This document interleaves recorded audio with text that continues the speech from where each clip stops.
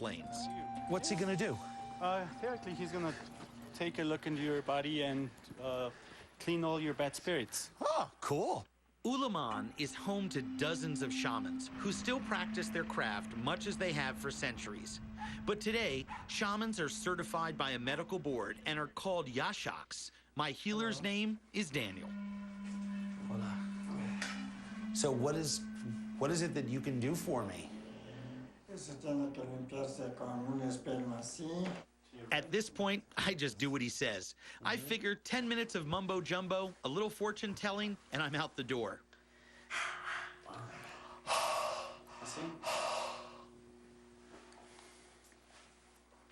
Apparently, Daniel is able to read my fortune by repeatedly blowing on the candle that I've rubbed on myself. With a serious drag on a cigarette, or two, or three. Not my brand, but oh well. A carton of cigarettes, and several 5 spots later, the actual reading begins. Obviously, I'm skeptical, but I decide to go with it. And next thing I know, I'm stripping down to my skivvies. Everything? Just your boxers. Okay. Will do. I have to admit, now I'm getting worried. Candles, no big deal. But asking me to take my pants off? Oy vey. Apparently, the candle thing was just to get my vibe. Now, the real ritual begins. For those of you keeping score at home, they've ordered the guinea pig to be fetched from the other room. The witch doctor has got some oils and some scented stuff and some candles going, and I'm naked in his office. It really doesn't get much more realistic than this, does it? Daniel is going to use a variety of objects that are supposed to absorb all of my negative energy, leaving me completely cleansed of evil spirits. Rub it all into your head and forehead and everything.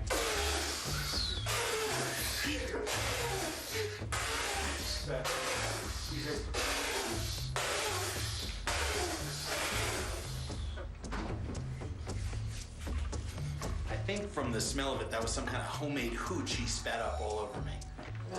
Nothing like a little moonshine to cleanse the aura. Or a guinea pig to absorb all of my bad vibes. And that hacking you hear? It's Daniel, ridding himself of the nasty energy that's apparently pouring out of me. Next, 3 eggs, which represent the earth, are rolled over me one at a time. Rubbing alcohol, eggs, guinea pig fur, and medicine man spit. Fabulous. Can't say enough about it, really. Followed by a furious beating with bundles of a local poisonous plant called a ortiga. No clue what this is supposed to draw out of me, except for a bad case of hives. Don't worry, it feels like my body is on fire. At this point, I'm beginning to really freak out.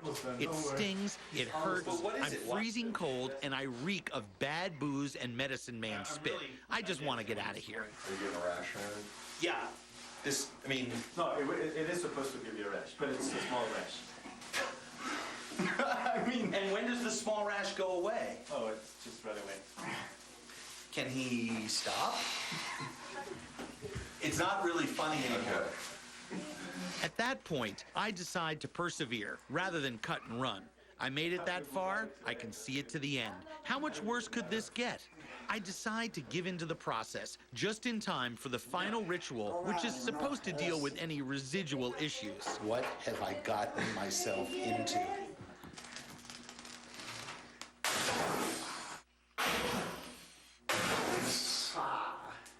That was a good one.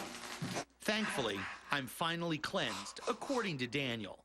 He tells me everything used in the ritual absorbed my negative energy, and he reassures me that my hives should disappear within about an hour.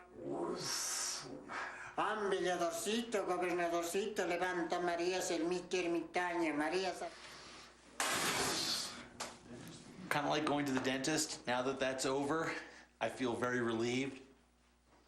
But I'm kind of hoping that whatever good juju that he threw at me works. Because if it doesn't, it was an awfully painful experience for nothing.